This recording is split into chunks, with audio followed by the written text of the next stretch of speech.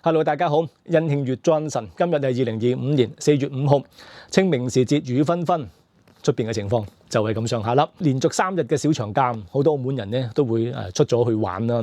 遠嘅有遠嘅玩啦，近有近嘅玩啦，但係好多人都出咗去㗎。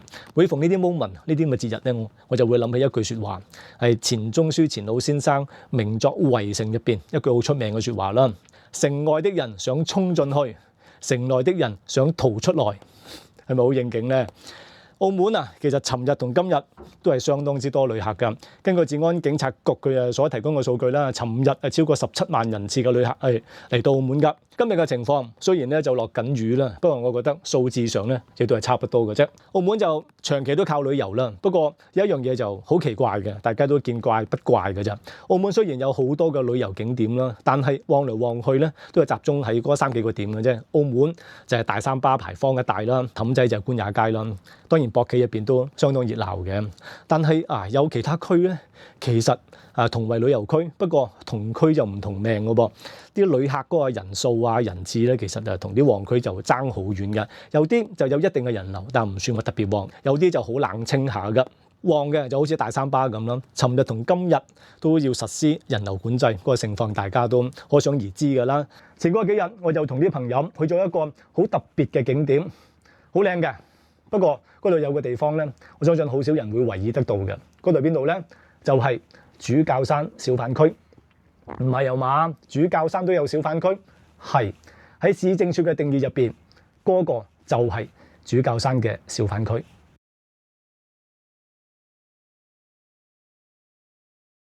今日咧就陪朋友上咗嚟主教山，咁啊見到後邊嗰度咧，其實有好多唔同嘅攤位啊或者鋪位相關嘅，但係一直都係冇開咁。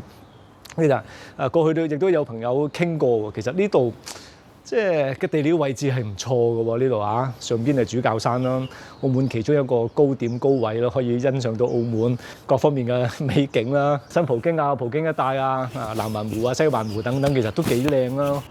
亦都可以望到西環橋啦，望到橫琴啊、灣仔嗰邊都幾好啊。呢度咧亦都有個觀景台喎，可以望翻內港一帶啦。呢度其實應該係唔錯嘅喎，睇落去係有得發展嘅喎，係嘛？但係現況咧就講俾我聽，呢度其實相當之靜嘅。而我後邊嗰度咧3個亭嘅，每一個亭咧其實有4個鋪位嘅，4面1、2、3、4 4面嘅，加埋呢度咧應該就有12個鋪位咯，或者攤位又得啦。但係我哋上到嚟睇到係吉咗喺度，係基本上係冇開檔嘅。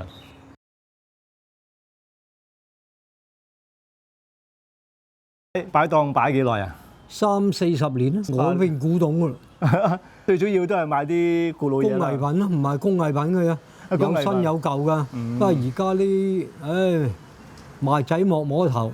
蝕本你都要賣㗎啦！哇！你蝕本都賣唔係，有人唔買你都笑，睇都冇人睇，冇乜客啊！呢度其實冇人嚟㗎。點解咧？其實呢度幾靚喎，澳門最主要嘅景點之一嚟㗎喎，但係都冇人嚟㗎。全澳啲有錢佬差唔多都呢區住晒，西望洋主教山，包括以前澳督啊、新哥都喺下邊住嗰啲。係咯，同埋個主教山嘅教堂好靚嘅，景好靚。冇得頂，一樓拍婚紗相就多。日日都有3、4批㗎，好靚嘅上邊。但係呢一度就冇乜生意啦，冇人啊，唔係冇生意係冇人。咁啲旅客佢唔知道，我唔知啊。政府話推廣，唔推廣我冇符㗎。尤其係呢幾年免費，有水有電任用，係牌費又唔使納。但係而家你啦，嗰啲人都唔要。簡單一句就係冇人。有冇試過旺過咧呢度？幾十年前啦，嗰時啲歐美客啊，咪多。歐美客多係嘛？而家冇，內地客都少。而家係啲步兵啊、行路啊、拍拖啊嗰啲人啊咁啊，啲情侶啊嚇，咪行下咁。有冇覺得其實都幾可惜啊？因為呢度嘅地點、風景樣樣都係唔錯，又係名勝，但係就係浪費咗個點。咁冇計㗎，即係我諗到嘅嘢，你諗到嘅嘢，政府都諗到，但係佢唔去發展㗎，你都冇符㗎。呢度試過3個鋪位都開晒未㗎？開晒。如果係要推廣嘅話，咁呢度咁有啲咩賣點咧？咁你可以同啲旅客去 sell 魚，唔錯喎，呢度都可以嚟一遊。主教山都靚咯，真係靚㗎，唔係呃你。東望洋燈塔同呢度，你就算嚟講都唔及呢度靚，或者我主觀啦。咁你政府成日又話保育，又話乜？又話乜，結果都係冇，都係冇人嚟。其實可以擺喺啲咖啡啊，買嘅嘢其實都幾寫意。其實咧唔係有人嚟咧，賣乜都得，賣燒雞翼、賣雪糕、賣咖啡、賣 postcard、賣乜都得㗎。你最緊有冇人啊嘛？係關鍵喺呢一度。呢個最重要係啲人，喂，你可以賣下燒烤啊，賣下葡撻啊。我賣乜都冇用㗎，自己食啊。關鍵要有客。乜都冇人，咁佢嚟100個人，有2個人幫襯我賣2件啦。咁你冇人咁啊，啫自己食啊？但我見啲人流都多嘅喎，但係就上完一睇完就走啦，即係留意唔到呢度。冇咧，呢個時勢係咁嘅咧。有黑膠唱片喎，我見到你有。係啊，嗰啲唔係咁多中人中意噶嘛，好似個貝多芬啊、莫扎特啊、嗱 Beatles 啊嗰啲咁啊，好多㗎。嗱嗰啲書啊都係咩㗎，全部都可以珍藏。舊星光識唔識喺邊啊？知，白馬行嗰度咯。梗係唔係呢？呢度係新嘅舊星光咪。轉上去司法處龍松街嗰個街口，以前係舊星光書店嚟㗎嘛。係，我真係唔知喎呢個。係唔知啦，都有啲紀念價值嘅嘢嚟㗎。根本有好多好多嘅。好多都係啲。不過你早啲上嚟又咩啫？你晏俾多啲珍藏你睇下。係咪有啲咩珍藏添啊？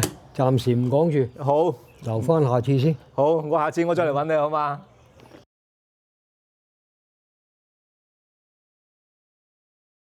其實 OK 嘅呢個位嚟講，如果係睇點樣引啲人上嚟啫。佢講出個心聲啊！唔係因為呢附近係住宅區，咁你要引人，因為我真係好多年冇上嚟啦。當時我唔記得，我20幾年冇上嚟，所以我話周邊以前呢個係爛地嚟㗎嘛，上呢個主教山。邊有咁多樓咩西望洋樓邊有？可能係禮拜6、禮拜主題咁樣咯。我就真係有機會要政府配合咯。即係等於唔係你要宣傳香港蘭桂坊啫嘛，都係由一個嘅商人去做起嘅啫嘛，都係。不過你嗰年要收租㗎咯喎，諗過就唔會免費㗎啦。收租唔緊要，最緊要有生意。冇生意免費俾你咁係啊，整蝕。我諗佢嗰陣時諗係點樣將主教山聖堂呢度做得好啲嘅。我哋識咧係因為以前細個睇戲，即係香港好多港產片喺度拍過，因為好靚。你香港人嚟嘅？我而家2、3個禮拜過嚟一次嘅，逢放假過嚟行下。好啊，多謝。我翻上大陸啊嘛。多謝支持，多謝支持。因為咧，相比之下上大陸都係食嗰啲嘢㗎啦。係。但係呢度咧，我次次都揾到一啲特色嘢食嘅。同埋啲風景啦，有啲味道啦，呢度。每一次咧，每日過嚟2個景點，我就5點鐘我就走㗎啦。我今日特登係上嚟主教山。靚啊呢度，講真。因為我試過一次咧，就上到嚟係閂咗，唔知維修定乜嘢嘅。咁嗰陣時帶住小朋友，我記得我同我先生嗰陣唔係啊，即係因為真係睇出係影主教山寫出嚟好鬼靚，跟住望翻落去下邊南灣好靚，夜晚不過5點後山好靚嘅，其實呢個景。浪費咯，我覺得佢呢個成個區。其實真係，真係要靠你哋嗰啲旅遊局啊嗰度。起得呢度出嚟咧，即係諗啲特色嘢啦。係啦，諗下啲題目咯。跳組啊嗰類咁。可能集中星期5、星期6、星期日啲人要翻去瞓覺啦。可能喺星期5、星期6諗一啲嘅主題咯。咁啊，正如剛才同阿 John 去傾開啦，如果呢度有適當嘅推廣，其實我覺得都有一定嘅吸引力㗎。咁你冇推廣，你冇盛放喺度，咁當然就冇人嚟啦。但係有咁多嘅攤位，咁我覺得其實就即係唔應該係浪費咯。2個香港嘅旅客咧，其實都提咗啲意見㗎，都可以試下啦。其實有好多方式啦，或者方法咧，可以去活化佢㗎。當然就唔一定係包保成功嘅，但係嘗試仲有成功嘅機會啦。你唔嘗試嘅話咧，連成功嘅機會都係冇㗎。見到咁多咁好位置嘅地方咧，丟空咗喺度冇人用咧，嗰種感覺就好可惜，係好浪費㗎。或者整個特區政府都好啦，多啲思考，利用好現在已經有嘅地方去盤活經濟啦。其實盤活經濟有好多時候唔需要一啲好大拆大建嘅嘢㗎，利用好現有嘅設施設備咧。種好佢，做好佢，發揮佢最大嘅效用咧，有時會發揮得到一個意想不到嘅效果㗎。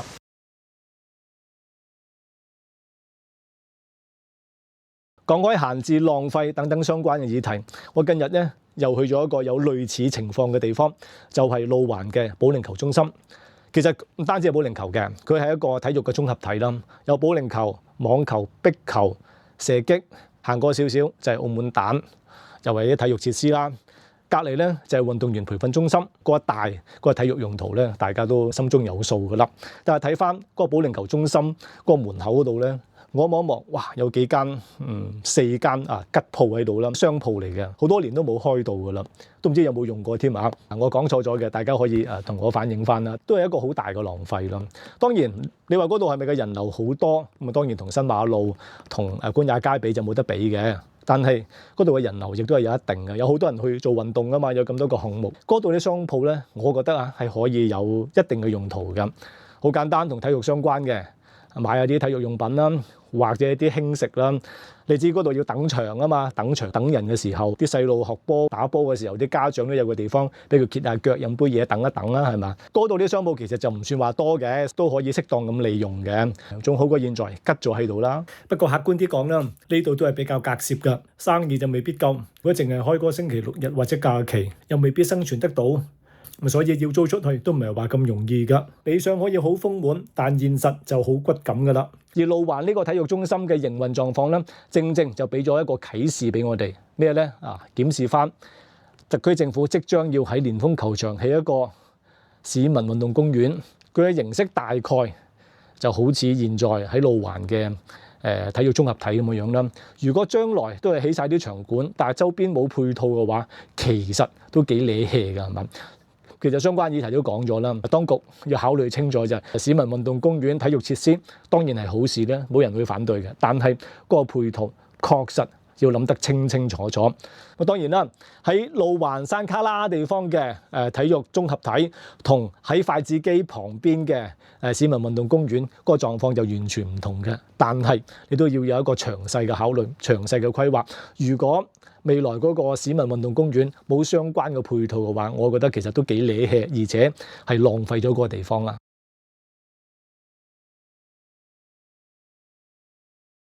第三個想講嘅咧，亦都係同啲活化相關嘅，就係市政署3月份嘅時候咧就發出咗消息啦，佢哋將會啟動氹仔街市嘅活化計劃。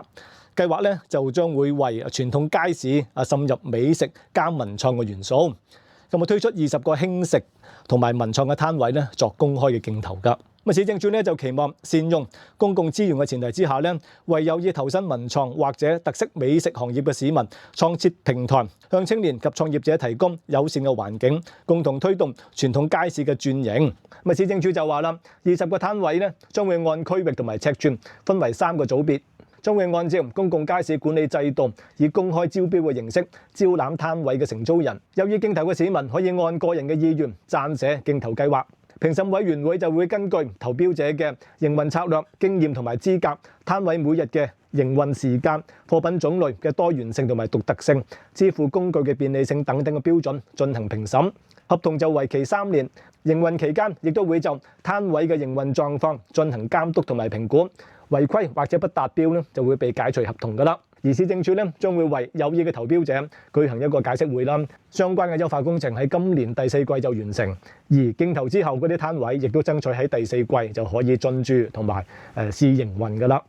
優化咗之後，未來嘅氹仔街市地面層將會繼續係傳統街市加百貨呢個功能，而1樓咧將會有19個攤位競投嘅，都係做文創同輕食啦。而且1樓咧亦都會有一個用餐區嘅。至於頂層咧，將會有一個露天嘅咖啡茶座，就希望增加啲休閒嘅空間咁話啦。咁唔知大家有冇興趣走去競投啦？講翻我自己先啦。一聽到氹仔街市話要活化，我都覺得應該係要活化嘅。不過一睇到文創加輕食咧，我即刻有個問號啦。咦，又係文創？其實澳門近呢幾年咧，好多文創嘅項目，好多個地方咧都係推文創㗎。簡單啲嚟講遠一啲嘅路環街市政府收翻啦，亦都有好多人建議又搞翻啲文創相關嘅嘢啦。跟住荔枝碗船廠啦，亦都係有文創嘅元素啦。近一啲嘅喺氹仔街市行過少少，益隆炮竹廠活化嘅，亦都有文創嘅元素，咖啡等等。再行過少少嘅龍環葡韻嗰度，亦都係做文創相關嘅。就算以前我唔知現在咁仲有冇啦。氹仔街市個門口出邊嗰個空地咧，亦都係有文創市集嘅。我唔知現在有冇啦。如果真係要數翻過嚟澳門嘅話，文創係更加之多啦。一年有2季嘅塔石藝墟、望德堂、南灣湖畔，亦都有文創相關嘅元素，加埋其他私人嘅項目啦。哇！咁其實近呢幾年真係文創相當之多喎。咁到底喺氹仔街市搞文創得唔得？氹仔街市搞輕食又 work 唔 work？咁大家就俾啲意見啦。我個人嚟講啦，氹仔街市活化成唔成功，確實真係唔知嘅。我哋睇翻競爭其實係幾大嘅。文創咁剛才都講咗啦，競爭周圍都係文創，到底佢嘅文創可唔可以殺出一條血路呢？現階段真係唔知嘅。至於輕食，冇錯。氹仔街市附近咧，確實係旅遊旺點嚟嘅，近住官也街、地堡街等等，人流肯定係冇問題嘅，一定有好多嘅。但係佢嘅競爭亦都大嘅噃。氹仔舊城區一帶，佢嘅食店啊相當之多，有茶餐廳啦，傳統中式食店又有啦，西式葡式嘅餐廳大把啦，周邊亦都有好多咖啡輕食嘅嘢喺度嘅噃。到底氹仔街市有冇一個足夠嘅競爭力呢？第一點就要睇翻到底市政署會點活化、點搞咧？個宣傳做得好唔好咧？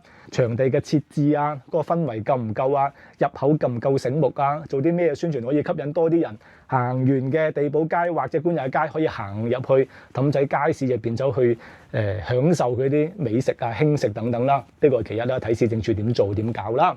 咁啊，政府長過去嘅記錄，咁大家都心中有數噶啦。其二嘅就係嗰啲投標者佢哋自己嗰個計劃係點樣啦？佢哋嗰啲出品得唔得？有冇特點？有冇特色？性價比如何？有冇競爭力啦？質素夠唔夠？咁呢點咧，現階段真係唔知㗎啦。如果有質素嘅、有特色嘅，我相信係有競爭力嘅。如果個質素都係同其他啲一樣嘅，又冇咩特點嘅話，咁我覺得其實都比較艱難嘅，因為周邊嘅競爭確實係相當之大，而呢一個咧就要逐個攤位去計啦，呢度就好難一概而論啦。至於我自己嘅建議啊，希望市政署咧喺相關嘅規劃同埋評標嘅時候咧，可以多一啲自由度啊，唔好長官意志啊，要賣乜，俾多啲自由度。當然係要有標準啦，係要有質素啦，但係嘅自由度咧要多啲，等啲投標者可以根據自己個人能力，根據佢哋自己判斷嘅市場需求而推出佢哋自己嘅項目走去競標，係嘛？即係唔好規限太多，規限太多嘅話，就變咗長官意志，要賣乜，呢啲未必係市場所需嘅嘢嚟嘅噃。切記就係規管太多，切記嘅就係長官意志，否則呢個項目就唔樂觀㗎啦。不過到最後尾啦，其實都係招標嘅啫，都係一個願打就一個願捱嘅啫。有能力嘅、有想法嘅，不妨自己去招標啦。成唔成功，現階段真係唔知。不過講嚟講去都係呢一樣嘢㗎啦，一切都係以市場規則咧就行事㗎。至於街市方面咧，咁我覺得雖然氹仔嗰度咧以年青中產家庭咧就為主嘅，住超過10萬人啦。咁啊，傳統街市確實係有一定嘅需求嘅，係有一定嘅市場同埋有佢生存嘅空間喺度嘅。關鍵嘅就係你如何會做好佢嘅啫。現在睇翻氹仔街市入邊個檔口又太少啦，選擇亦都比較少，自然就少人去啦。如果你多啲選擇，多翻檔口喺度嘅話，嗰個狀況又唔同咯噃。佢係一個循環嚟嘅。好嘅就係一個良性循環啦，唔好嘅就係一個惡性循環啦。好啦，今日咧就簡單講到呢度啦，歡迎大家繼續訂閱我個頻道，俾個 like 我或者 share 嚟俾你嘅朋友。拜拜。